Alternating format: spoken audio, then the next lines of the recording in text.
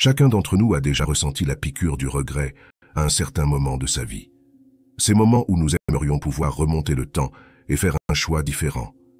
Mais si je vous disais que certaines des personnes les plus sages de l'histoire avaient un secret pour vivre sans regret? C'est vrai. Les anciens stoïciens, des penseurs comme Marc Aurèle, Sénèque et Épictète, ont maîtrisé l'art de maintenir la tranquillité et de prendre des décisions avec une vision claire et inébranlable. Aujourd'hui, nous plongeons dans leur monde, non seulement pour explorer leur philosophie, mais aussi pour en extraire des conseils pratiques et applicables qui peuvent transformer notre façon d'aborder chaque journée. De la gestion du stress et de l'anxiété à la prise de décision en accord avec nos valeurs profondes, la sagesse du stoïcisme ne se limite pas à comprendre le passé. Elle consiste à prendre en main notre avenir. Restez avec nous, car vous allez non seulement en apprendre davantage sur ces grands philosophes, mais aussi découvrir comment leurs enseignements peuvent vous aider à mener une vie plus épanouissante et sans regret.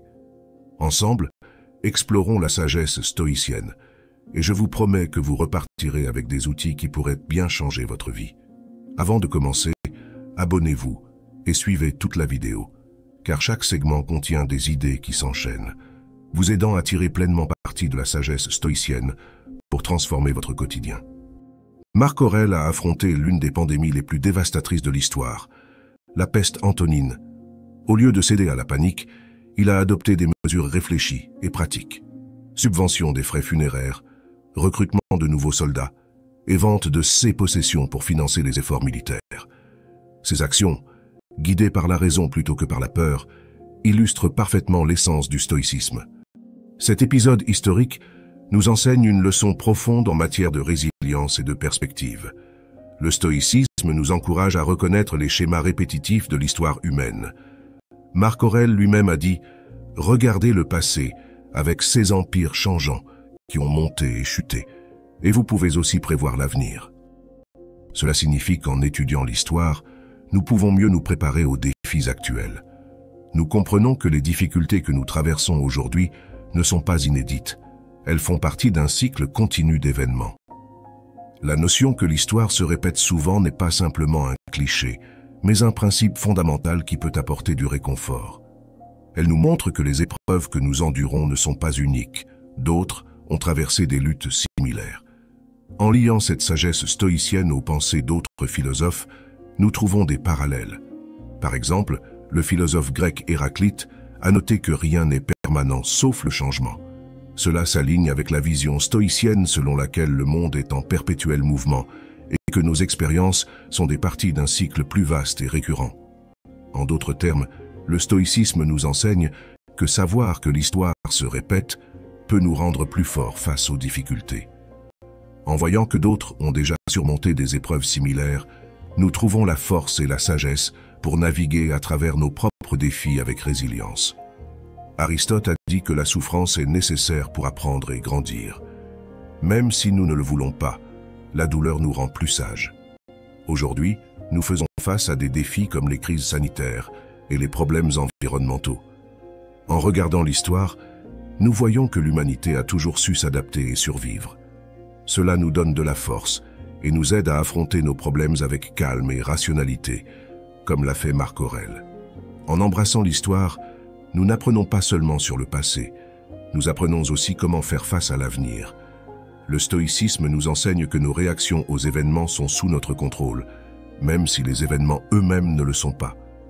Épictète a exprimé cela en disant « Ce n'est pas ce qui vous arrive, mais comment vous y réagissez qui importe. » Cet état d'esprit peut transformer notre approche des crises modernes, nous aidant à les voir non pas comme des obstacles insurmontables, mais comme des opportunités de croissance et d'amélioration.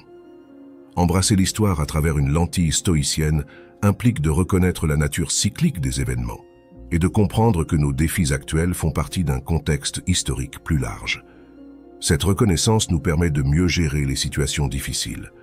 Au lieu de réagir de manière impulsive ou de nous sentir dépassés par les défis, nous pouvons rester calmes et prendre des mesures réfléchies. En étant équilibrés et proactifs, nous pouvons anticiper les problèmes et y répondre de manière efficace, plutôt que de simplement réagir sous la pression. En étudiant comment des figures comme Marc Aurèle ont fait face à l'adversité, nous pouvons nous équiper de la sagesse nécessaire pour gérer nos propres crises avec grâce et résilience. Marc Aurèle a un jour noté de manière perspicace: « Nous nous aimons tous plus que les autres, mais nous nous soucions plus de leur opinion que de la nôtre. » Cette observation met en lumière un paradoxe humain commun, où notre intérêt personnel est souvent éclipsé par notre souci des opinions des autres. Dans l'ère numérique d'aujourd'hui, ce problème est plus présent que jamais.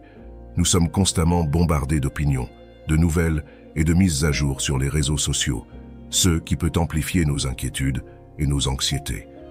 Marc Aurèle nous enseigne une leçon précieuse du stoïcisme: l'importance de filtrer le bruit pour se concentrer sur ce qui compte vraiment, nos propres valeurs et actions.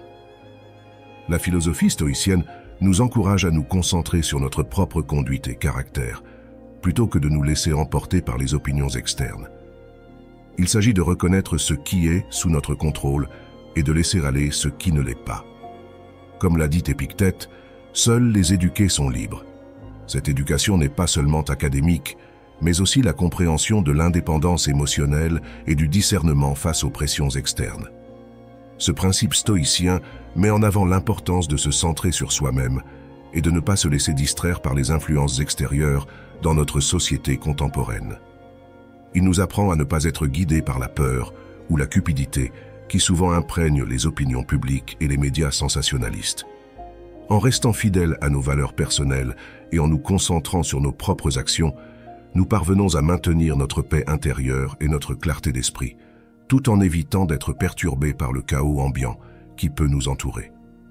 Ce concept de filtrer le bruit résonne non seulement dans le stoïcisme, mais aussi dans d'autres traditions philosophiques. Socrate mettait en avant l'importance de la connaissance de soi avec son dicton « Connais-toi toi-même », soulignant que la vraie sagesse vient de la compréhension de notre propre nature, indépendamment des opinions de la masse. De même, Platon a utilisé l'allégorie de la caverne pour encourager à se focaliser sur la vérité éclairante de la réalité, plutôt que sur les illusions projetées par les mensonges de la société.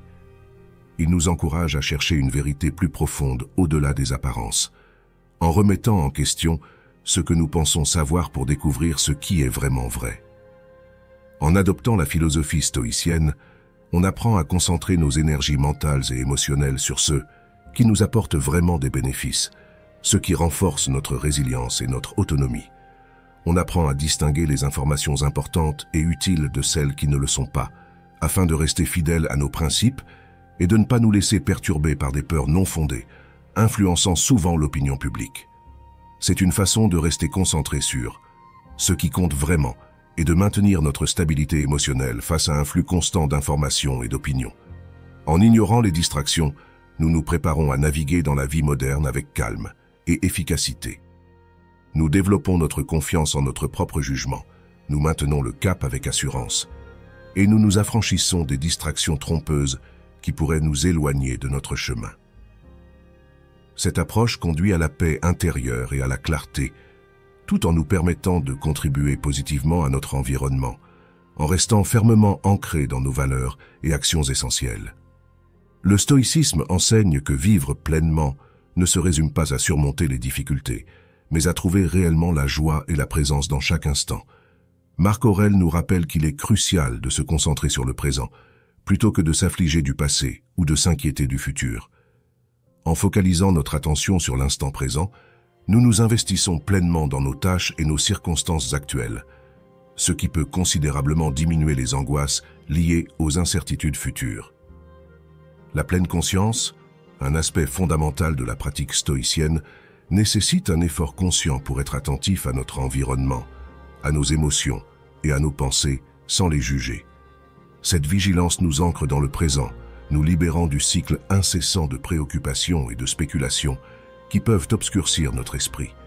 Elle nous enseigne à apprécier l'instant présent, qu'il s'agisse de routines quotidiennes simples ou de tâches plus complexes, en trouvant de la profondeur et de la satisfaction dans l'expérience immédiate. Épictète met en avant l'importance de se concentrer sur le présent avec son conseil. Ne cherche pas à ce que les événements se déroulent comme tu le souhaites, mais souhaite qu'ils se déroulent comme ils se déroulent, et ta vie sera sereine. Ce principe illustre la croyance stoïcienne que la paix intérieure provient de l'alignement de nos désirs avec la réalité, plutôt que de souhaiter que la réalité soit différente. De plus, la pratique de la pleine conscience trouve des parallèles dans les philosophies d'Aristote et de Platon, qui valorisaient également l'importance d'être attentif au présent. Aristote parlait d'actions vertueuses, soulignant qu'il faut être attentif à nos actions et choisir celles qui s'alignent avec la vertu dans l'instant présent. Platon, quant à lui, avait une vision unique de la connaissance et du bonheur. Il croyait que ces deux aspects de la vie proviennent de la compréhension des formes ou idées, des concepts parfaits et immuables qui existent au-delà de notre réalité matérielle. Selon Platon, le monde que nous percevons avec nos sens est une simple ombre ou une imitation de ces formes idéales.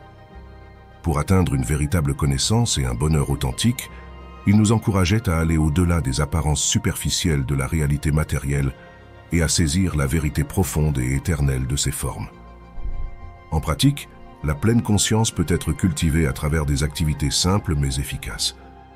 Prendre quelques minutes chaque jour pour méditer, se concentrer sur sa respiration ou sur les sensations corporelles peut améliorer notre capacité à rester présent. De même, s'engager pleinement dans les tâches quotidiennes, comme manger, marcher ou converser sans la distraction des appareils numériques, peut augmenter notre appréciation du moment présent et réduire le stress. Se concentrer sur le présent ne signifie pas ignorer le futur, mais cultiver une attention de qualité qui nous rend plus efficaces et réactifs dans nos actions actuelles, nous préparant ainsi mieux à ceux que l'avenir nous réserve. En pratiquant la pleine conscience, nous apprenons à vivre plus pleinement, à être moins accablés par des inquiétudes inutiles et à profiter davantage de la beauté de l'instant. Cette pratique stoïcienne n'améliore pas seulement notre bien-être personnel, mais enrichit également nos interactions et contributions au monde qui nous entoure, nous rendant plus réfléchis et compatissants. Marc Aurèle a un jour écrit un rappel particulièrement pertinent dans notre monde rapide d'aujourd'hui. La vie est courte, c'est tout ce qu'il y a à dire. Obtiens ce que tu peux du présent avec réflexion et justice. Cette déclaration résume une croyance stoïcienne fondamentale sur la manière de tirer le meilleur parti de l'instant présent, non pas de manière hédoniste, mais de manière réfléchie et intentionnelle. Nous vivons dans ce que l'on appelle un environnement de retour différé. Ce concept, bien que moderne, résonne profondément avec les enseignements stoïciens. Essentiellement, les choix que nous faisons aujourd'hui ne montrent souvent pas leurs résultats immédiatement. Ce décalage entre l'action et le résultat peut être une source significative d'anxiété pour beaucoup. Vous travaillez dur aujourd'hui, mais les fruits de votre travail peuvent ne pas être apparents avant des semaines, des mois, voire des années. C'est là que le stoïcisme offre une perspective précieuse. La philosophie nous enseigne à nous concentrer sur nos actions quotidiennes et à nous assurer qu'elles s'alignent avec nos valeurs et objectifs à long terme. Prenez par exemple l'acte simple de marcher. Ce n'est pas seulement une question d'exercice physique. D'un point de vue stoïcien, c'est un exercice de réflexion et de pleine conscience qui clarifie l'esprit pour se concentrer plus efficacement sur le présent. Cuisiner un repas sain n'est pas seulement une question de nutrition pour le corps, mais aussi un acte de respect et de soin de soi, une application pratique de la croyance stoïcienne en se traitant justement et avec bienveillance. S'engager dans un passe-temps transcende le simple divertissement. C'est une façon de cultiver la croissance personnelle et le bonheur, nous ancrant dans le moment présent et réduisant les anxiétés concernant ce que l'avenir peut réserver. Marc Aurèle lui-même pratiquait ce qu'il prêchait, non seulement dans ses devoirs administratifs, mais aussi dans sa vie personnelle, où il consignait ses pensées dans des journaux qui deviendraient plus tard ses méditations. Ses écrits étaient sa manière de réfléchir sur ses actions et expériences, une pratique de pleine conscience et de service personnel qui lui permettait de rester centré au milieu du chaos de la gestion d'un empire. Sénèque offre un conseil qui complète celui de Marc Aurèle. Accroche-toi à tes principes philosophiques, une fois qu'ils sont pleinement considérés, comme s'ils étaient des commandements divins. Ne permets à aucun tumulte de te les arracher.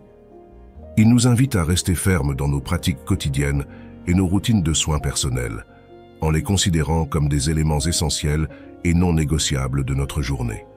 En nous concentrant sur le soin de nous-mêmes dans le présent à travers des actions réfléchies et justes, nous nous préparons à faire face à l'avenir. Ce n'est pas de l'égoïsme, mais de la préservation et de l'amélioration de soi. Il s'agit de cultiver la résilience en veillant à ce que nos vies quotidiennes reflètent nos valeurs et aspirations les plus profondes. Ainsi, nous enrichissons non seulement nos propres vies, mais nous posons aussi les bases pour contribuer positivement à celles des autres. Marc Aurèle a montré un leadership exemplaire en plaçant constamment le bien-être de son peuple au-dessus de sa propre sécurité. Pendant son règne, lors de la peste antonine, il a choisi de rester à Rome en pleine crise, témoignant de son engagement à servir, plutôt qu'à se retirer face au danger. Le stoïcisme considère le service aux autres non seulement comme un acte noble, mais comme une partie essentielle de la vie vertueuse. Cette philosophie nous enseigne que notre propre bien-être est intrinsèquement lié à celui des autres. Lorsque nous faisons des actes de gentillesse et de service, nous dépassons nos propres préoccupations et nous nous connectons à quelque chose de plus grand que nous-mêmes. Ce n'est pas seulement un idéal moral, mais une stratégie pratique pour le bien-être personnel et social. Marc Aurèle a écrit « Ce qui n'est pas bon pour la ruche n'est pas bon pour l'abeille ». Cette métaphore illustre parfaitement la croyance stoïcienne selon laquelle les intérêts individuels doivent s'aligner avec ceux de la collectivité. Les avantages de servir les autres ne se limitent pas aux bénéficiaires de nos actions. Ils nous profitent également. S'engager dans le service détourne notre attention de nos propres soucis et anxiétés, nous permettant de voir au-delà de nous-mêmes. Les actes de générosité, qu'ils soient grands ou petits, créent des effets positifs qui renforcent notre sentiment de communauté et d'humanité partagée. Sénèque a souligné cela en déclarant « Partout où il y a un être humain, nous avons une opportunité de gentillesse. Cette perspective nous encourage à voir chaque interaction comme une chance de faire une différence positive. De plus, s'engager dans des actes de gentillesse et de service peut avoir un impact profond sur notre santé mentale et émotionnelle. La recherche psychologique soutient ce principe stoïcien, suggérant que l'altruisme peut réduire le stress et augmenter la satisfaction de vie. Aristote, dans son Éthique à Nicomaque, a argumenté que la vertu consiste en de bonnes interactions avec les autres et que le vrai bonheur se trouve dans les activités vertueuses qui nous connectent à notre communauté. Ainsi, qu'il s'agisse de faire du bénévolat dans un refuge local, d'aider un voisin avec ses courses ou simplement d'offrir un mot aimable à quelqu'un en détresse, chaque geste de gentillesse est un pas vers l'accomplissement de notre devoir stoïcien de servir les autres. Ces actes renforcent nos liens avec les autres, favorisant un réseau de soutien qui enrichit nos vies et nous protège contre les anxiétés personnelles. De cette manière, servir les autres ne concerne pas seulement l'altruisme. Il s'agit de reconnaître notre interconnexion et le rôle que nous jouons dans la vie des uns et des autres. Épictète a dit un jour « Ce n'est pas ce qui t'arrive, mais comment tu y réagis qui compte ». Dans le contexte du service, cela signifie choisir de réagir aux besoins des autres, avec compassion et action. En le faisant, nous allégeons non seulement les fardeaux de ceux qui nous entourent, mais nous cultivons également notre propre paix intérieure et résilience. Merci de nous avoir rejoints aujourd'hui sur Chemin Stoïcien. Rappelez-vous que le chemin vers une vie sereine et intentionnelle est à portée de pensée. Si vous avez apprécié le voyage d'aujourd'hui au cœur du stoïcisme, ne manquez pas notre prochaine vidéo que vous pouvez trouver ici à l'écran. Plongez plus profondément, apprenez davantage et continuez à grandir avec nous. Merci de faire partie de notre communauté et à bientôt dans la prochaine vidéo.